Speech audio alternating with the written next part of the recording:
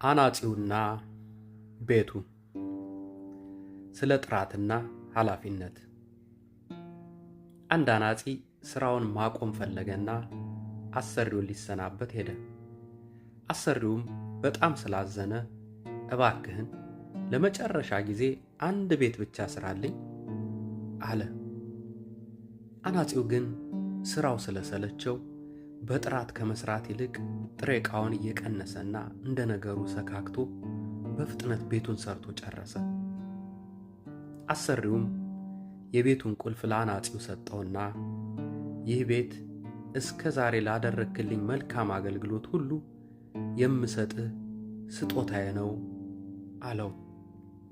በዚህ ጊዜ አናጺው በጣም ደነገጠ።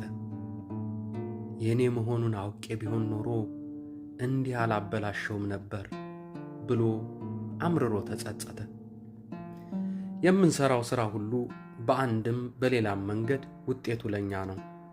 ስለዚህ የምንሰራውን ማንኛውንም ስራ በታማኝነትና በጥራት ለራስ እንደምንሰራው መስራት ይኖርብናል።